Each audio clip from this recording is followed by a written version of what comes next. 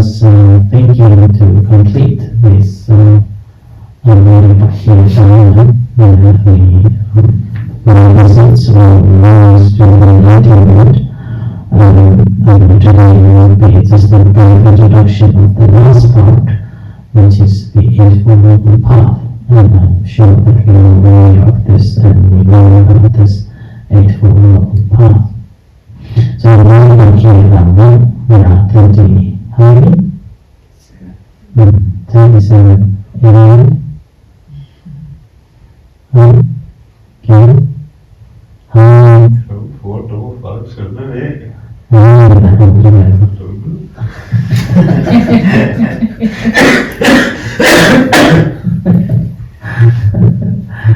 Okay, so 37 factors of enlightenment. Okay?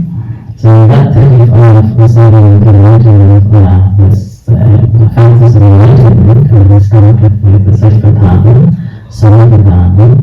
Dhamma, Adhipata, and then easy and bottom, and then emotion, and this Eightfold Noble Path. And the first we discussed, we will even focus on last 2, 7 and 8, which is the word of version, and then the Eightfold Noble Path, which I thought that will continue next year. But the host of others we discussed and practiced on each and every aspects of these Triple Four, Double Five. So today I thought I will just give you an overview of this Eightfold Noble Path. As Eightfold Noble Path is also known as the Middle Path. So having said that Middle Path, it straight away indicates that Buddha's teachings is actually based on the Eightfold Noble Path. We know that there are 2 different types of beliefs or views that will lead to the ultimate happiness or the liberation. The first, the noble extreme, which is later on known as the extremes. 2 extremes. What are the 2 extremes? One is that given all the pain to the body, I don't know what it's called, but just try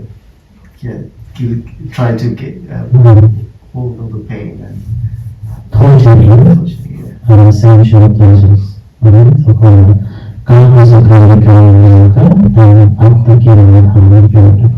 okay.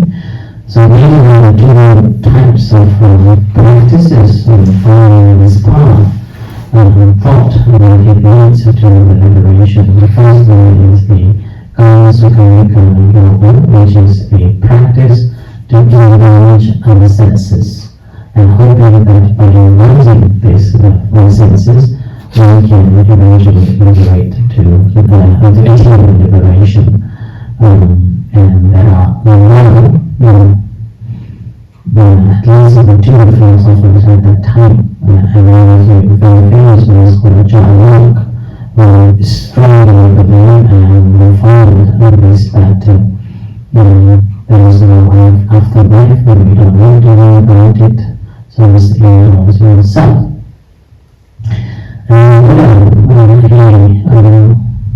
he reflected on that, and he realized that this is not the path that path to the ultimate liberation. When we later on, after he became a monk and after he was allowed studying mentally, he tortured himself in various ways, and in many different ways. There are a couple of discourses that explains that no one ever had practiced such an extreme error compared to what he had done. And then following that the practice, he also eventually realized that it almost took his life, and then he gave up. And after giving up that path, he thought to release himself. So now the physical dojo, here concentrated on the mental calmness and mental balance. And with that as a mental practice and meditation, and on that night, very night, he realized this enlightenment. When he enlightenment, if you look at the first discourse of the Buddha, the Sutra, we see that he enlightened, understood the suffering and how it should be understood, and its cause and its the ending of it. And then these all form of truth, which enlightened formed it as a form of truth. But in that form of truth, the first one is the suffering, dukkha. Second one is the cause of the suffering. The third one is the ending of the suffering. So these three are where the Buddha arises or enlightened or not. So these three were there, and it's a natural phenomena at all the time. And we're all conditioned by it, and we will be facing this suffering again. On that night, the enlightenment that the Buddha attained, actually this path, it's called the Majjhima Patipada, or the middle path. So this middle path begins with the right understanding. This is the first part of right understanding. Once we have got the right understanding, the rest we don't need to worry at all. The rest will follow. But the problem that we are facing nowadays, or pretty much all the time, most of the time, that all the beings still have to wander around in the samsara, simply because we haven't understood properly that what should be understood as they truly are. And that is the reason why we are wandering in the samsara. Whereas here, if we truly understand things as they truly are, the natural law it is, we have our own law, and then how we created all the things that's happening. If we have understood it in its true reality, then rest, thinking becomes right, speaking becomes right. What else after that? Anyone? Remember? Action. And then? Thought.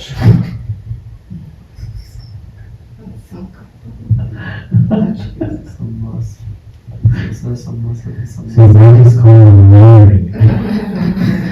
Memory is not permanent. But if we have experience in through practice, then it becomes just flows, it just flows. So, right understanding becomes right understanding, we will be thinking right.